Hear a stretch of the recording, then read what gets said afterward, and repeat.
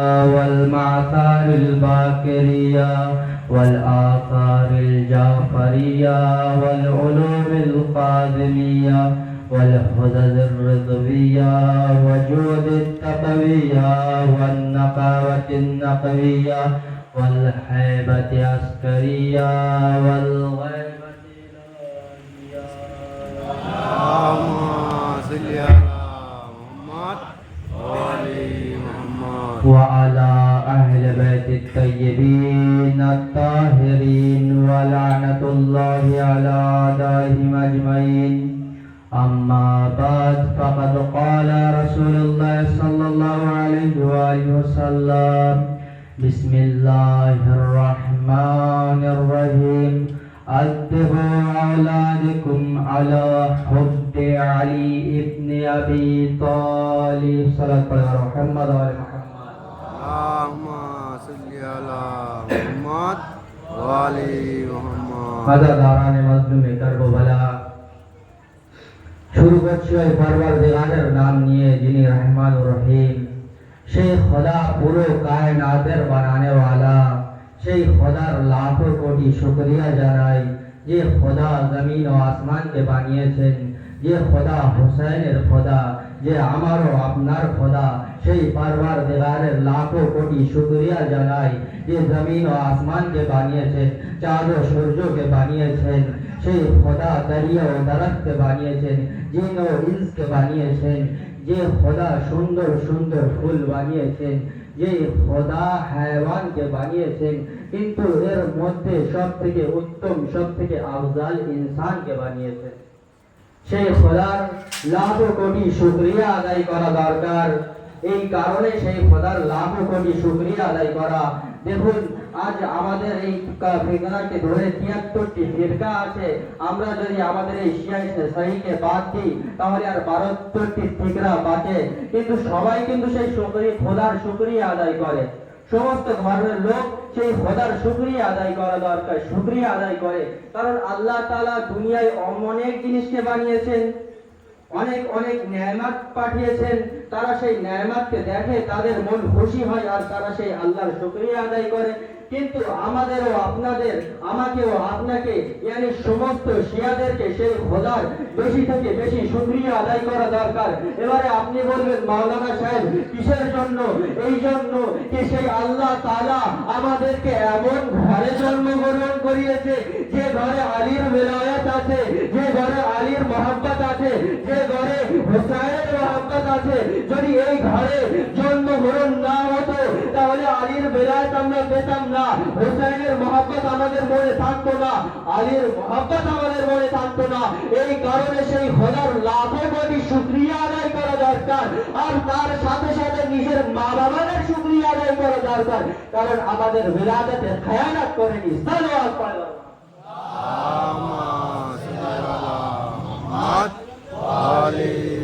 তো এই কারণে সেই খোদার লাখো কোটি শুকরিয়া আদায় করা দরকার।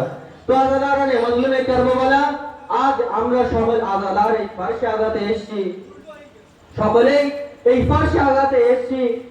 তো আমি আর আপনি হয়তো এটাই ভাবছি, আমাদের ইচ্ছা হয়েছে বলে আমরা এই ফারসে আজাতে এসেছি, আমার মন চেয়েছে বলে আমি এই ফারসে আজাতে এসেছি। কিন্তু না আজাদারও, যদি এটা আমরা ভেবে থাকি তো আমারও আপনার ভুল ধারণা। আমি যদি এটা ভেবে থাকি আজ আমি মজলিস করতে এসেছি এটা আমার নিজের ইচ্ছায়, তো এটা আমার ভুল ধারণা হবে।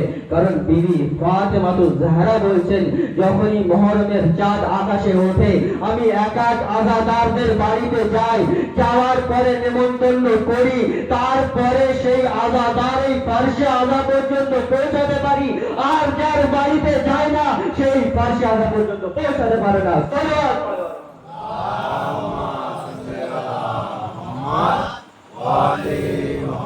সেই ফারসে আজা পর্যন্ত পৌঁছাতে পারে না। আরো সেই খোদার লাখো কোটি শুকরিয়া আদায় করা কিসের দরকার জানেন?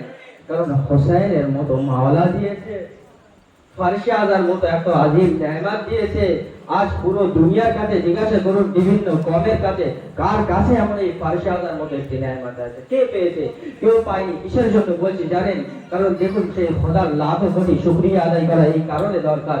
যিনি ফাতেমাতুজ জাহরা বলছে কি যে যত বড় গুনাহগার হোক না কেন, যখন এই ফারশে আযাতে আসে, আসার পরে ইমামে হোসাইনের প্রতি কাঁদে, তার চোখে যদি একটু কষ্ট পড়ে, আমি তার সমস্ত গুনাহকে মাফ করি, আমি তার সমস্ত গুনাহকে মাফ করে দিই। তো এমন ফারশে আযা কার কাছে আছে, এমন ইমাম কার কাছে আছে? আজ দুনিয়ার মানুষের কাছে আপনি প্রশ্ন করুন, কারোর কাছে একটা ইমামও এমন আছে যে ওই ওয়াদা করেছে যে তোমার কবরে আমি আসবো, তোমার মাহশারে আমি আসবো, তোমার যখন হিসাব কিতাব দেওয়া হবে তোমার সাথে আমি তখন আসবো?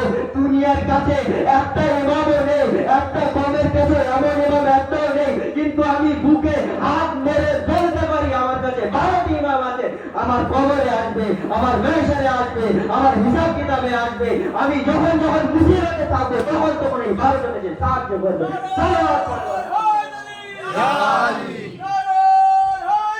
ইয়া আলী, জিন্দাবাদ, জিন্দাবাদ, আল্লাহুম্মা সাল্লি আলা মুহাম্মাদ ওয়া আলা মুহাম্মাদ ওয়া আলা দুনিয়ার কাছে একটা ইমাম নেই, কিন্তু আমাদের কাছে 12 জন ইমাম আছেন। তো এটি আমারও আপনার নসিব, আমারও আপনার কপাল। এই কারণে সেই খোদার লাখো কোটি শুকরিয়া আদায় করা দরকার। তো আল্লাহ জানানে মাধ্যমে করবো বলে আমি আর বেশি টাইম দেব না। আসুন, যে আমি হাদিসটি পড়লাম আমি আপনাদের সামনে, এ আমারও আপনার শ্রেষ্ঠ রাসূল, আখরি রাসূল, যার মতো আর রাসূল নেই। যে রাসূলের সরকার, লিডার, সেই আখরি রাসূল বলছেন যে হযরত মুহাম্মদ মুস্তাফা সাল্লাল্লাহু আলাইহি ওয়াসাল্লাম বলছেন কি সালাত পড়ে মুহাম্মদ আল্লাহুম্মা সাল্লি আলা মুহাম্মদ ওয়া আলি মুহাম্মদ। কি বলছেন কি বিসমিল্লাহির রহমানির রহিম আদিবু আওলাদাকুম আলা হুব্বি আলী ইবনে আবি তালিব। यानी आप देवो নিজে শেখো আর শেখাও औलादकुम তোমার বাচ্চাদেরকে, তোমার বাচ্চাদেরকে আলা হুব্বে আলী ইবনে আবি তালিব, यानी আলীর মোহাব্বত দ্বারাই তোমার বাচ্চাদেরকে এবং নিজে শেখো আর নিজের বাচ্চাদেরকে শেখাও আদাব ও ইখলাক। আদাব ও ইখলাক আলীর মোহাব্বতে শেখাও। এবারে আদাব ও ইখলাক কি জিনিস, আসুন আমি একটু উদাহরণ দিয়ে বোঝাই যেন আপনারা ভালোভাবে বুঝতে পারেন এই আদাব ও ইখলাক কি জিনিস। তো এই আদাব ও ইখলাক যেমন ভাবে আমি এখন বাড়ির উদাহরণ দিই। প্রথমে একটা ছোট্ট করে দুনিয়াবি মিসাল দিই। যেমন আমার বাবা আমার সাথে যদি আসে, বা আমি আমার বাবার উদাহরণ না দিয়েও, বা যদি এখানে আমার খালুর বাড়ি, আমি আমার খালুর উদাহরণ দিই। তিনি এক মাওলানা জন আর আমি এক মাওলানা না, আমি এক তালেবে ইলম। তার একটি আলাদা সম্মান, আমার এক আলাদা সম্মান।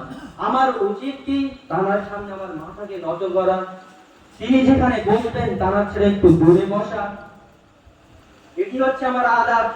তার সাথে সাথে না চলা, তার পেছনে পেছনে চলা, তার হাতে মুসাফা করে নিজের মাথাকে নিচু করা, নিজের বাবার সামনে নিজের মাথাকে নিচু করা, এটা হবে আমার আদাব, এটা হবে আমার আদাব। আর এই যে কাজটি আমি করলাম এটা হলো আমার ইখলাক, এটি হলো আমার ইখলাক। তো আমি একটু এই গ্রামের উদাহরণ দিইনি। এখন যদি গ্রামে একটি বড় মাওলানা আসে, বা মনে করুন এক বড় আয়তুল্লাহ আসবে, তাহলে আপনারা কি করবেন? এখন ভালো ফার্স হিসাবে ভালো ফুল নিয়ে আসবেন, সবাই ভালো লেবাস পরবেন, তারপরে ইস্তেকবালের জন্য রাস্তায় দাঁড়িয়ে যাবেন। এগুলোকে বলা হয় আদাব। তার সামনে নিজের মাথাকে নত করে দেবেন, তার হাতে চুম্বন দেবেন, তাই তো?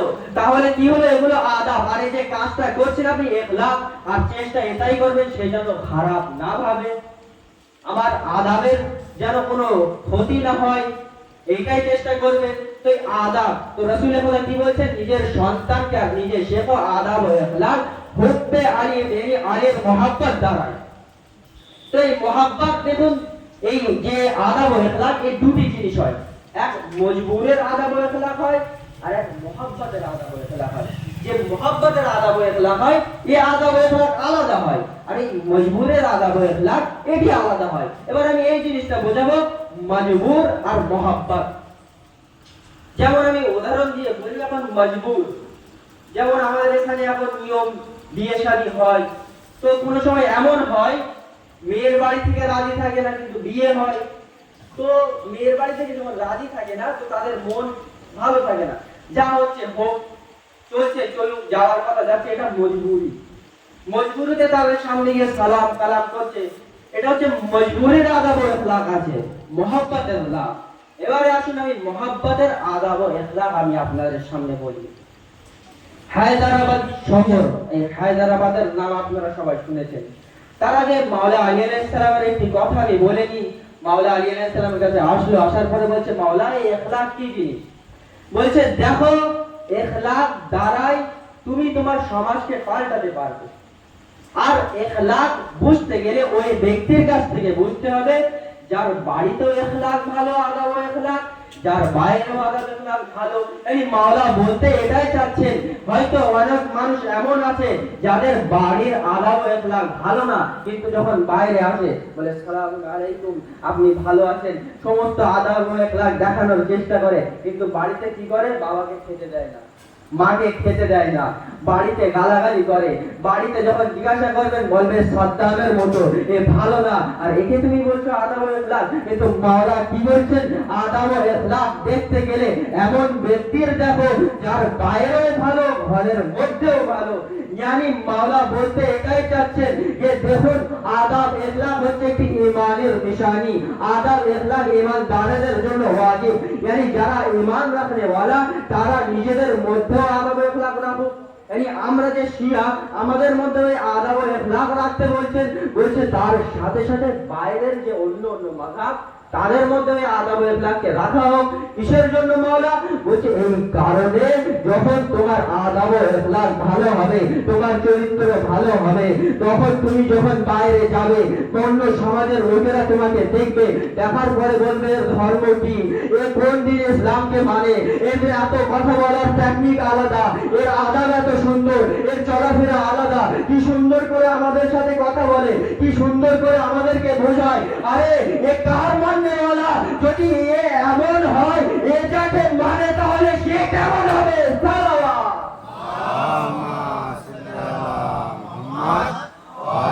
من كنت مولا من كنت مولا हम सबको मौला हम सबको मौला আরে আরে সবাই মিলে বলুন, नारे हैदरी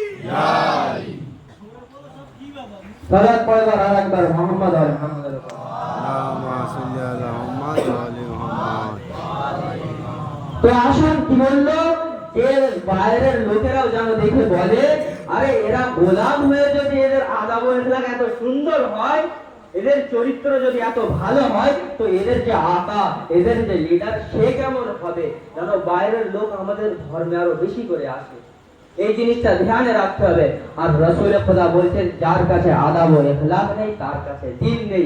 যদি রাসূল খোদার পাশে বসে যদি কেউ বলে, আরে আমি রাসূলের বড় সাহাবী, আরে আমার মধ্যে আদব ও ইখলাক আছে, আমাকে দেখো, তাহলে উদাহরণ এটি দেবো, ইশারায় বুঝে নেবেন।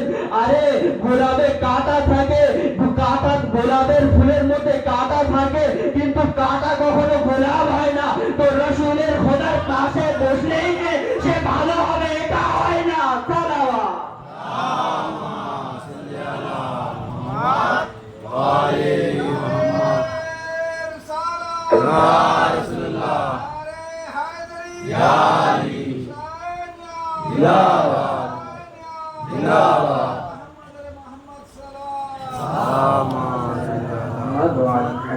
তো এই আদব ও ইখলাক থাকা দরকার। এবারে আদব ও ইখলাক আমি কি বললাম? দুটি জিনিসের হয়, মাথায় রাখবেন, এক মজবুরি, এক মহাব্বত। মজবুরি শুনে নিলেন, এবারে আসুন মহাব্বতের কি।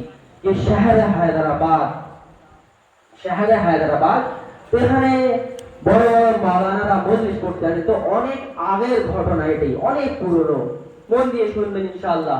কি মীর বাবার আলী আনিস রহমাতুল্লাহ আলাইহি, ইনি হায়দ্রাবাদ শহরে মজলিস করতে এসেছেন। এনাকে দাওয়াত করে ডেকে নিয়ে আসা হচ্ছে। যখন ইনি আসলেন, তো 500 লোক এনার ইস্তেকবালের জন্য গেল। যখন গেল, এনাকে নিয়ে আসা হলো, হওয়ার পরে মজলিস হলো। যখন সমস্ত মজলিস সব কিছু হয়ে গেল, যাওয়ার পরে ইনি যেতে লাগলেন, তো সেখানে সমস্ত লোক জড়ো ছিল এনাকে বিদায় করার জন্য, খোদা হাফেজি করার জন্য। তো যখন ইনি গাড়িতে উঠছেন, এনার এক পায়ের জুতো খুলে পড়ে গেল। এনার এক পায়ের জুতো খুলে পড়ে গেল। এখন পায়ের জুতো খুলে পড়ে গেল, জুতো জিনিস, মান সম্মানের ব্যাপার। এখন তুলতে কে যায়? তার আগে বলে নি, যখন ওখানে এমন এমন কাবিলা ছিল, আগনিয়া, আতালি, এরকম বিভিন্ন কাবিলা, হায়দ্রাবাদে নওয়াবি, এসব নামের কাবিলা ছিল। সেই কাবিলাগুলো সেখানে মজুদ ছিল, সেখানে ছিল। তারা দাঁড়িয়ে তাদেরকে ছাড়তে গিয়েছিল।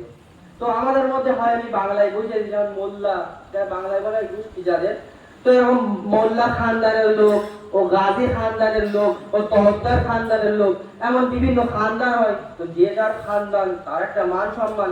আমি বাংলায় বুঝিয়ে দিচ্ছি আপনাদের। এখন মোল্লা খানদানের লোক যদি জুতো তুলতে যায়, তো মোল্লার মান সম্মান নষ্ট।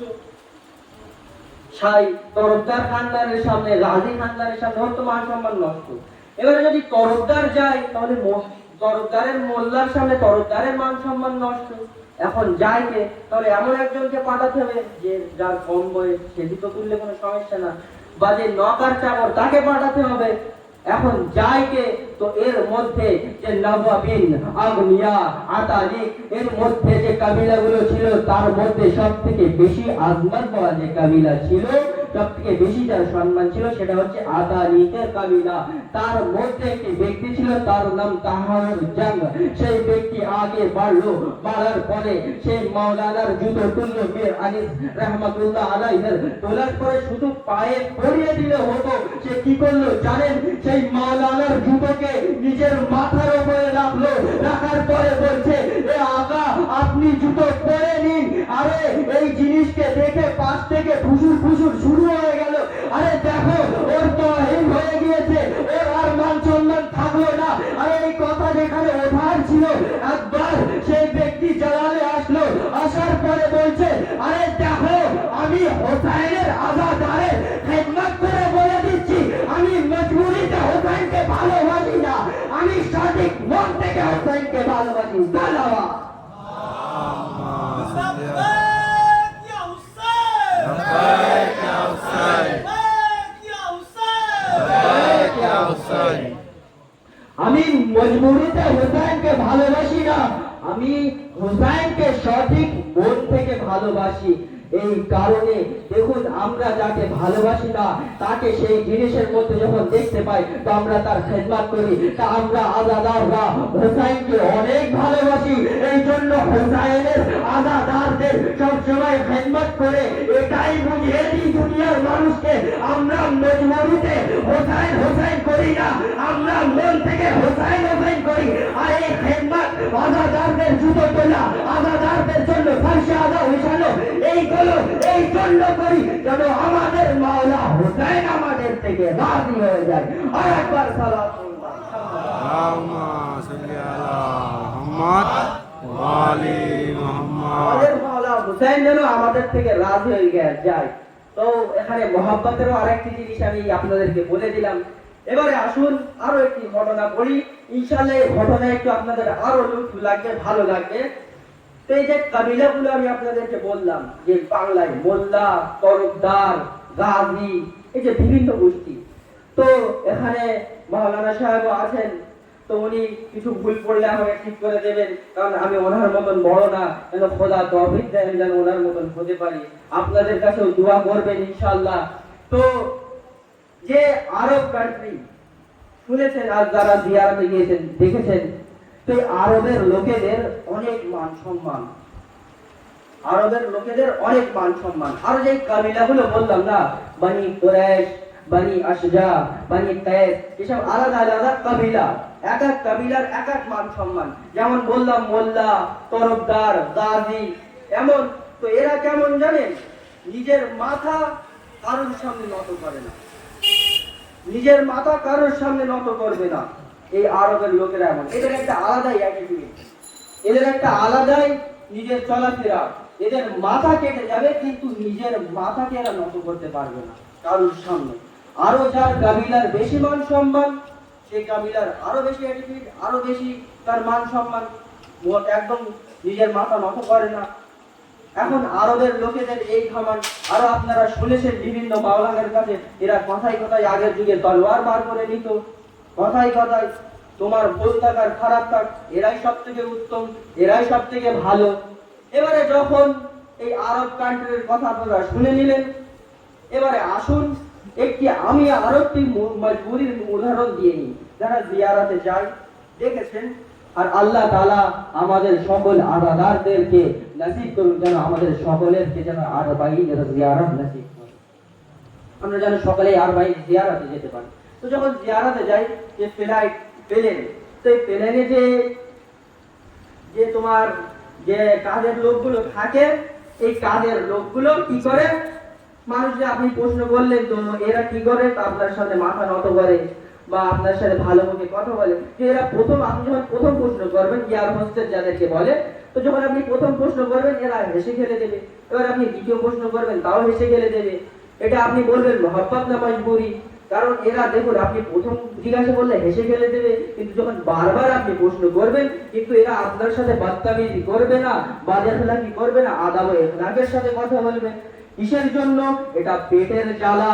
যদি বদএখলাকি করে তো প্লেনের যে মালিক, যে কোম্পানি, এদেরকে বার করে দেবে। এই ভয়ে এরা কি করে, হেসে গিয়ে মানুষের সাথে কথা বলে, এটা মজবুরি। এবারে আসুন, যে আরবের লোকেদের আমি কথা বললাম, এরা কারোর সামনে নিজের মাথাকে নত করে না। এই আরবের এক এক কবিলার এক এক মান সম্মান আছে। আপনি মজমাউদ্দিন আমি তাওয়াজ্জুহ যাচ্ছি, এই আরব কিন্তু টপ করে কারোর সামনে মাথা নত করে না, নিজের মাথা কাটাতে রাজি কিন্তু মাথা নত করে না। কিন্তু চলে যান আরবাইনেতে, আর এই আরবের লোকেরা যারা নিজের মাথাকে নত করে না, এই আরবাইনের সময় হোসাইনের আযাদারদের নিজের পায়ে নিজের মাথাকে নত করে দেয় আর বলে, এই হোসাইনের আযাদার চলো আমার খায়মাতে, চলো চলো আমার বাড়িতে, চলো চলো আমার রাস্তার ধারে বসো, চলো তুমি আমার সাথে খাবে, তোমার পায়ে দাও আমার কাছে, তোমার পাকে আমি ধুয়ে দিই, এসো তোমার পা আমি টিপে দিই। এই কোন আরবের লোক যারা নিজের মাথা নত করে না, তো আযাদার আমি বলবো দেখতে হবে না, আমি আপনি জিয়ারতে যাবো, যাওয়ার পরে বলবেন আমি ইন্ডিয়া থেকে এসেছি। তাই আরবের লোক একটি কথাই বলবে, কি জানেন, আরে আমি এখানে কোন দেশের লোককে দেখি না, তুমি ইন্ডিয়ান হও চাই পাকিস্তানি হও, তুমি পরিষ্কার হও চাই কালো হও, তোমার কাছে টাকা পয়সা থাকুক চাই না থাকুক, আমরা যদি দেখি তো বেলায়েতে আলীকে দেখি, আর তার সাথে সাথে মোহাম্মদে হুসাইনকে দেখি, আমরা এখানে রং ও রূপ দেখি না। সালাম।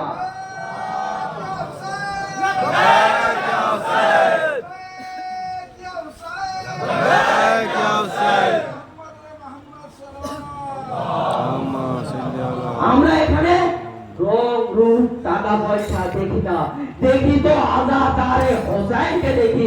হোসাইনের আযাদাররা হচ্ছে আমাদের আকা, আমরা তাদের খেদমত করে, yani বুঝতে পারছেন। এবার আমি পুরো বাংলার কাছে তাওয়াজ্জুহ যাচ্ছি, এখানে আরবের লোকেরা বুঝিয়ে দিচ্ছে, কি জানেন, যে আরব কারোর সামনে মাথা নত করে না, যে আরব মাথা নত করে বুঝিয়ে দিচ্ছে এরা মজবুরিতে হোসাইনকে মানে না, এরা সঠিক মন থেকে হোসাইনকে। এটি হোসাইনের মহব্বতে, yani যে আরব নিজের আরবিয়ত ভুলে যায়, নিজের অ্যাটিটিউড ভুলে যায়, এটি হচ্ছে মহব্বতে হোসাইন,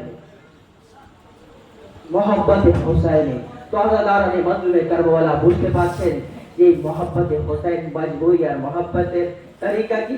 এবার আসলে আমি পুরো মজলিসের একটি নতিজা বলতে যাচ্ছি আপনাদের সামনে, কি মহব্বত মজবুরিতে, হোসাইন মজবুরিতে আদাব ও এখলাক দেখানো আলাদা ব্যাপার, আর মহব্বতে আদাব ও এখলাক দেখানো আলাদা ব্যাপার। এবারে আমি বলছি, পুরো চুপ করে থাকবেন না, সব পুরো মাজমার কাছে তাওয়াজ্জুহ চাচ্ছি। মজবুরিতে আলী আলী করা আলাদা ব্যাপার, আর মহব্বতে আলী আলী করা আলাদা ব্যাপার। মজবুরিতে আলী আলী করা আলাদা ব্যাপার, আর মহব্বতে আলী আলী করা আলাদা ব্যাপার। আজ অনেক লোক বলে মাওলানা ও আলী আলী মজবুরিতে করতো, আরে ভাই এদেরকে ছাড়ো, এরা আপনারা মজবুরিতে আলীকে আলী ডেকেছে। আল্লাহ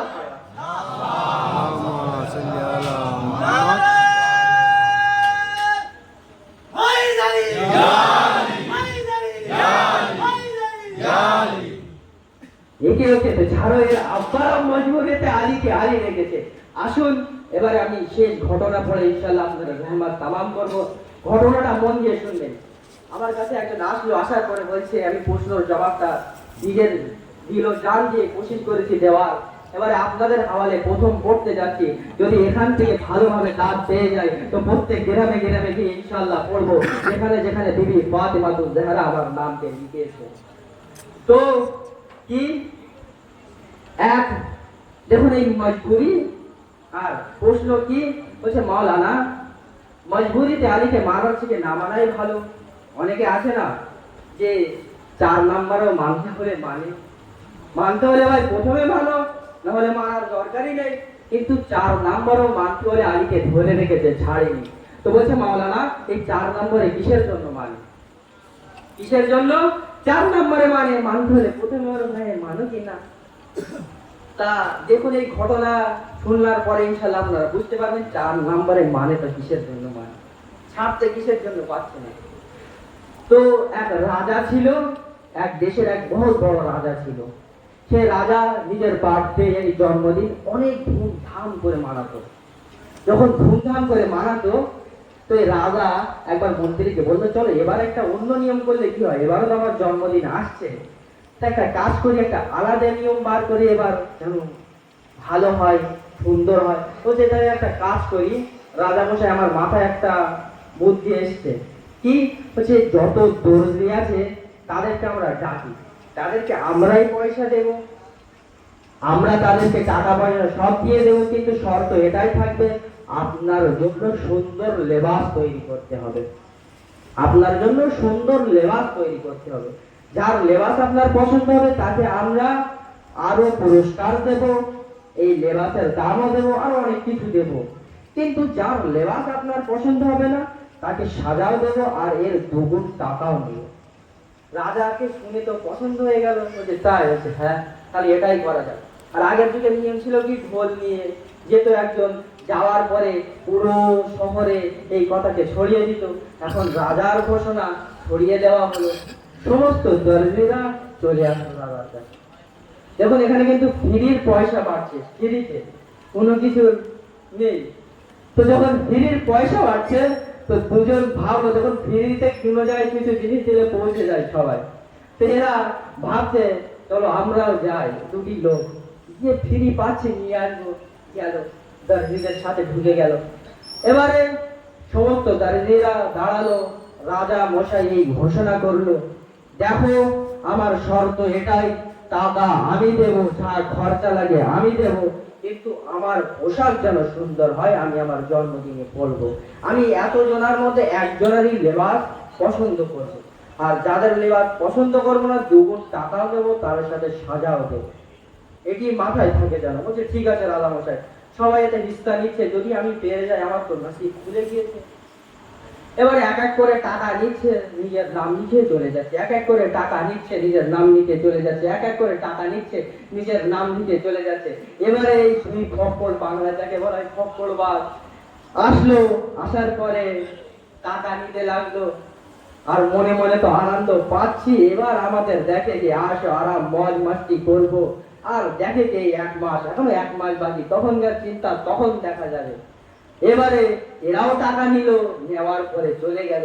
এবার এই যে সমস্ত দর্জিরা ছিল, এরা অনেক মেহনত করতে লাগলো, ভালো রেশমি কাপড়, বিভিন্ন ডিজাইন, বিভিন্ন বোতাম, সেই রাজার ড্রেস এক একজন তৈরি করছে, যেন আমার ড্রেস পছন্দ করে, বলছে আমার যেন পছন্দ করে, এইভাবে পাল্লা বালি দিয়ে তৈরি করছে। আর এরা দুটো কি করছেন জানেন, এরা না দর্জি না কিছু, এরা ফক্করবাজ, ফ্রির মাল পাচ্ছিল গিয়ে নিয়ে নিয়েছে। এবারে এরা কি করে, এরা সেই টাকা পয়সা দিয়ে মজ মাস্তি করছে আর ঘুমিয়ে পড়ছে এই কাজে। এবারে যখন 1 মাস হয়ে গেল, এরা তো দুজন মজ মাস্তিতেই ব্যস্ত, আর এরা সকলে ড্রেস তৈরি করে নিল। যখন সকাল হলো, একজন আরেকজনকে গুঁতো দিচ্ছে, ওর আজ সেই দিন, রাজার কাছে যেতে হবে, আমরা তো টাকা পয়সা নিয়ে তো সব খেয়ে ফেলেছি, এইবারে কি করব, এইবারে কি করি, রাজা তো আমাদেরকে শুলিতে চড়িয়ে দেবে, আমাদের গর্দান আলাদা করে দেবে, ভাই এইবার কি হবে। এবারে এই কথা বলার ছিল, সে বলতে লাগলো চল আমার মাথায় একটা বুদ্ধি এসছে। দেখুন ভালো বুদ্ধির আগে কিন্তু শয়তানি বুদ্ধি আগে আসে। এর মাথায় এক শয়তানি বুদ্ধি আছে, বলছে নিয়ে আয় একটা হ্যাঙ্গার নিয়ে আয়, দেখেছেন না কাপড়ের হ্যাঙ্গার, নিয়ে আয়। ঠিক আছে নিয়ে আসলাম, একটি দড়ি দিল, দিয়ে আগুন দিয়ে জ্বালিয়ে দিল।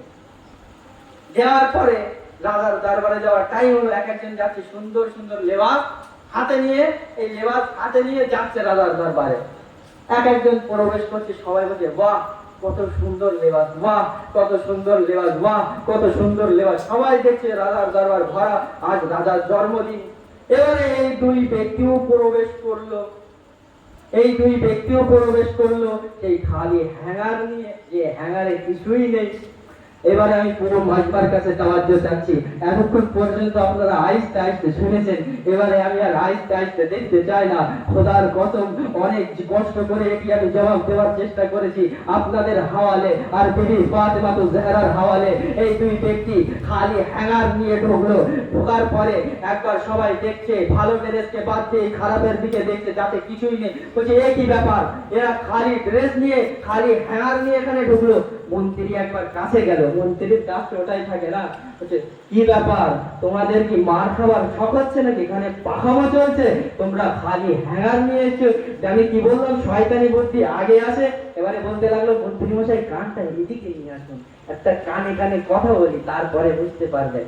বলছে কি কথা, বলে কানটা এদিকে নিয়ে আসবেন তো। তখন কানটা নিয়ে গেল, বলছে মন্ত্রী মশাই দেখো এ কোনো সাধারণ লেবাস না, এ ওই লেবাস, এই লেবাসকে ওই ব্যক্তি দেখতে পারবে যার হাসাব নাসাব ঠিক হবে, যার সাজরা ঠিক হবে, যার রক্ত পাক হবে। ইয়ানি সেই ব্যক্তি, এটাই বলতে যাচ্ছে সেই দুটো ব্যক্তি, ইয়ানি যার আব্বা এক হবে, যার আব্বা এক হবে, যার বাড়ির সাজরা ঠিক থাকবে সেই ব্যক্তি, যার নাসল ঠিক থাকবে সেই ব্যক্তি এই লেবাসকে দেখতে পাবে। ইয়ানি আমি বলেছি যে হালালি হবে সেই ব্যক্তি এই লেবাসকে দেখতে পারবে, না হলে কোনো সাধারণ ব্যক্তি, ইয়ানি যার হাসাব নাসাব ঠিক না, যার রক্ত ঠিক না, যার বাবা এক না, যার বাবার ঠিকানা নেই, সেই সব ব্যক্তিরা এই লেবাসকে দেখতে পাবে না। একবার মন্ত্রী এই কথা শোনার ছিল, বলতে লাগলো আরে তোদের ড্রেস অনেক সুন্দর হয়েছে আমি দেখতে পাচ্ছি। এখানে বুঝতে পারলেন মজবুরিতে কিন্তু মন্ত্রীও বলে দিল যে বাবার উপরে কথা আসবে, বাবার কথা চলে আসছে। আরে ভাই খানদানের বাবা ঠিক ছিলেন না। এবারে আসুন মজার কথা তো এবারে আসবে কি, এবার দরবার সাজানো হলো, রাজা আসলো, রাজা সমস্ত ড্রেসকে দেখলো, একবার মন্ত্রীকে ডাকলো, এ মন্ত্রী ওটা কি, এরা তো এত সুন্দর সুন্দর লেবাস নিয়ে এসছে আর ও খালি হ্যাঙ্গার নিয়ে এসছে। তো বলতে লাগলো আরে রাজা মশাই, মন্ত্রী কানে রাজার কানে বলছে এ রাজা মশাই ওগুলো সাধারণ লেবাস না, এই লেবাস এগুলো সাধারণ ব্যক্তি দেখতে পারবে না, এ ওই ব্যক্তি দেখতে পাবে যার আব্বা এক হবে, যার হাসাব নাসাব ঠিক হবে, যার সাজরা পাক হবে, যে হালালি হবে। আরে রাজা মশাই এই কথা শোনার ছিল, আর বলতে লাগলো আমার ওই ড্রেসটাই পছন্দ হয়েছে, আমার ওই ড্রেসটাই পছন্দ হয়েছে, আমি এটাই নেব। আজান আরো বুঝতে পারলেন, দেখতে পাচ্ছে না কিন্তু আব্বার কথা যখন আসলো, বলতে লাগলো পছন্দ হয়ে গিয়েছে, তো বোঝা এটাই যাচ্ছে আমারও আপনার মাওলা আলীর নাম এমনই একটি নাম যেটা নিলে হাসাব নাসাব ঠিক বলা হয়। ইয়ানি পাক আলীর নাম ওই ব্যক্তিরাই নেয় যাদের আব্বা এক হয়, যাদের হাসাব নাসাব ঠিক হয়, ইয়ানি যারা হালালি হয়। হারামিরা আলীকে মানতে পারে না। সালাম अली अली من كنت مولى अली अली हम सबका मौला अली अली हम सबका मौला अली अली जोर से बोलो अली अली वाहिद अली या वाहिद अली या अली তো আলীকে যেতে মানতে পারে না। আমার আপনার মাওলা আলীর নাম এমনই নাম যা থেকে সাজরা বোঝা যায়, হালালি হারামি বোঝা যায়। তো আলাদারো এবারে আমি পুরো মজলিসে রেখে বললাম ঘটনাটা, এর না খোলাসা বলি, yani বোঝা এটাই যাচ্ছে চৌথায় মানে তো এই জন্য যেন নিজের বাবাদের সাজরা ঠিক বলতে পারে, মজবুরিতে মানছে তো এই জন্য জানো আমার পূর্বপুরুষদের যে কাজগুলো আছে তারিখ আপনারা জানেন, আমার আর বলার দরকার নেই। ঠিক বলা হয়। এই কারণেই 4 নাম্বারেও মানতে হলে আলীকে আলী বলে মানে। মন চায় না তাও আলীকে আলী বলে, দিল চায় না তাও আলীকে আলীকে বলে। আলীর সামনে মাথা নত করার ইচ্ছা হয় না তাও মাথা নত করে। আলীর হাতে চুম্বন দেওয়ার ইচ্ছা হয় না তাও আলীকে আলী বলে। লোকের সাথে দেখা হলে আবার বহস করে। তোমরা জানো যে আমরা আলীকে মানি না, আমরাও আলীকে মানি। সালাত পড়ে বলো। اللهم صل على محمد وآل محمد বাস আলাদা নেমাজে কারবালা। বাস আমি এবারে মাসায়েবের দিকে যাব। আমারও আপনার মাওলার ফজিলত এত বেশি, তো আমরা মজবুরিতে হুসাইন হুসাইন করি না, মজবুরিতে আলী আলী করি না, নিজের সঠিক মন থেকে আলীকে মানি। আলীর জন্য আমাদের নামে আলীতে যদি গর্দান কেটে যায় আমরা তাতেও রাজি। আর নিজের সন্তানদেরকেও এমন ভাবে লালন পালন করবে যেন শেষদায় গিয়ে যদি তাদের গলায় খঞ্জর চলে যেন আলীর দামানকে না। এই জন্য রাসূল খোদা কি বলেন, নিজের সন্তানদেরকে নিজেরাও শেখো আর নিজের সন্তানদেরকে শেখাও আলীর মহব্বতে আদাব ও ইখলাক। যখন মহব্বত থাকবে তার মধ্যে সমস্ত সবকিছু থাকবে, যদি আলীর মহব্বত না থাকে তার মধ্যে কিছু থাকবে না। তো আগামী মাজলুমে কারবালা আসুন, আমিও আপনি মাওলানা সাহেব মাসায়েব পড়ছিলেন, আপনারা শুনেছেন। আমিও ছোট্ট মাসায়েব পড়বো, বেশি না। দেখুন মাসায়েব অনুভব করার জিনিস। আপনারা অনুভব করবেন কাল মহরমের চাঁদ উঠেছে না, তো সেই চাঁদের আমি কিছু ছোট্ট মাসায়েব পড়বো। তো আমিও আপনি মাথায় চিন্তা রাখবেন 10 দিনের আহলে বাইত আমাদের কিন্তু মেহমান। সেই মেহমানের যেন কোনো ক্ষতি বা কোনো অসম্মান যেন না হয়, তাদেরকে যেন আমরা সেই সালামতে সম্মানের সাথে বিদায় দিতে পারি। তো আমিও আপনি আরো কত কিলোমিটার হেঁটে এখানে পৌঁছা দিতে এসেছি, 1 কিলোমিটার 2 কিলোমিটার। কিন্তু জানেন বিবি ফাতেমাতুজ জাহরা কত দূর থেকে এসেছে, সেই জান্নাতুল বাকি ছেড়ে দিয়ে যখন থেকে চাঁদ উদয় হয়, যেখানে যেখানে ফারশে আযাব বিছানো হয়, আরে সেখানে সেখানে বিবি নিজের খানা পাজল নিয়ে আরে ফারশে আযাবে যায় আর সকল আযাবদেরকে দূর দেয়। আরে খোদাদেরকে তুমি সালামত রেখো। এরা আমার হোসেনের প্রতি কাল করুন করে ফাতেমাতুজ জাহরাকে কুরসা দিতে হবে। এই দিন অনেক দূর থেকে এসেছে, এই মা ফাতেমা জাহরা অনেক দূর থেকে এসেছে। জানেন আজাদারানে মাজলুমে কারবালা কাল মহরমের চাঁদ আমরা সকলে দেখেছি না। এক ব্যক্তি ইমাম জাফর সাদিক আলাইহিস সালামের কাছে আসার পরে বলছে, এ মাওলা, মানুষ কখন বেশি কাঁদে, করন্দরণ কখন করে?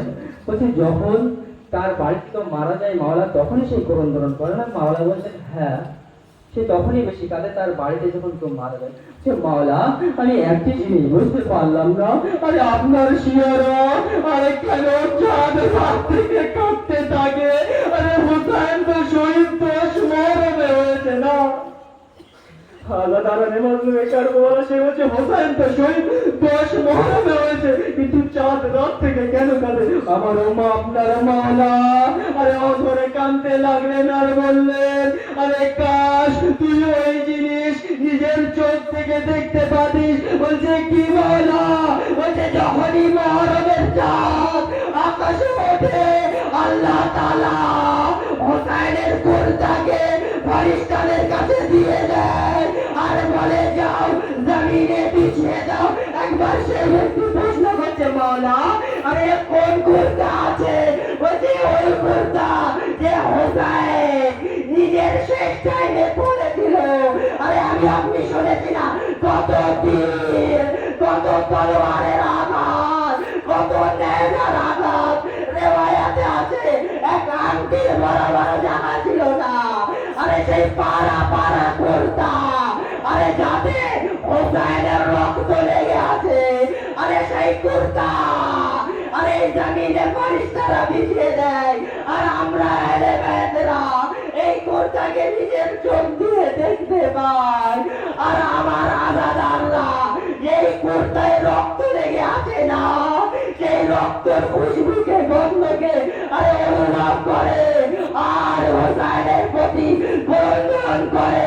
যেমন ভাবে যার বাড়িতে যেন কেউ মানুষের ঠিক তেমন পাবে আদাদার নিমন্ত্রণ করবো বস আর 5 মিনিট আপনাদের জামাত দেব আর আমি একটা কথাই বলবো আমি সব সময় যখনই মাসের পর মজলিস পড়ি না এটা ভেবেই পড়ি এই হয়তো আমার শেষ মজলিস বা এই আমার শেষ মাসায় নিজের শরীরের যত শক্তি আছে আমি সেই পুরো শক্তি দিয়ে পড়ি আরে আপনারা ফুলসাটি কেমন ভাবে দেবেন আরে হয়তো আপনাদের শেষ ফুলসা জানি না কার নিঃশ্বাস আরে কখন বন্ধ হয়ে যাবে আর জানি না পারবো কিনা রুমালে সাইয়াদাতে নিজের চোখের অশ্রুকে দিতে আরে সেই ফুলসা মনে করে দেবেন আমার মা ও বোনেরা ফুলসা দিচ্ছে আমি সবার কাছে আদর্য করে বলবো আরে নিজের শেষ ফুলসা মনে করে দেবেন আমার মা ও বোনেরা এই ভালোবাসার মর্ম ভালো করে বুঝতে পারবে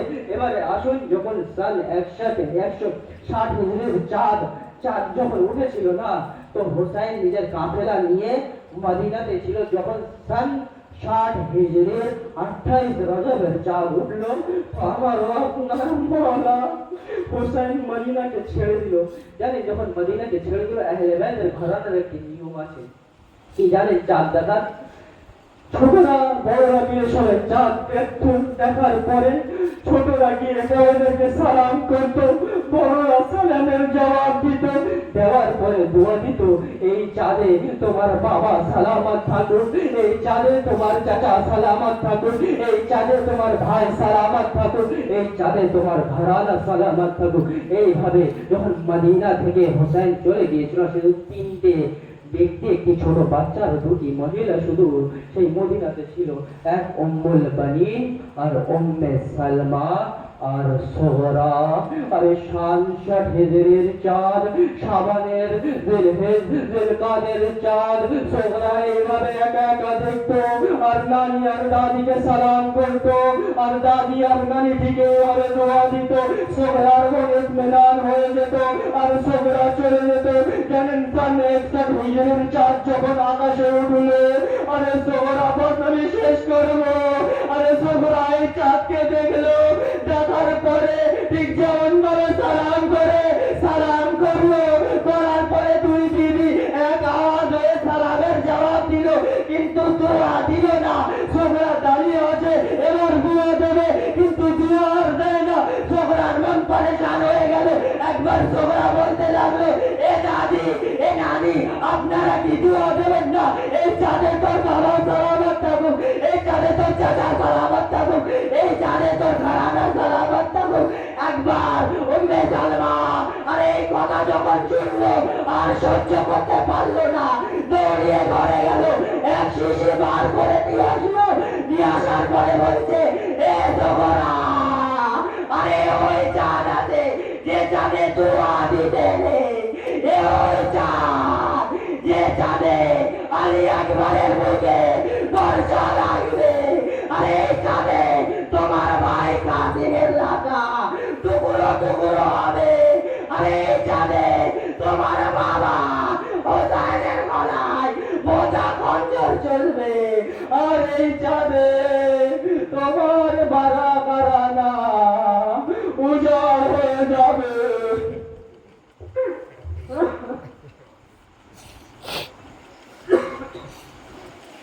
ইন্না লিল্লাহি ওয়া ইন্না ইলাইহি রাজিউন।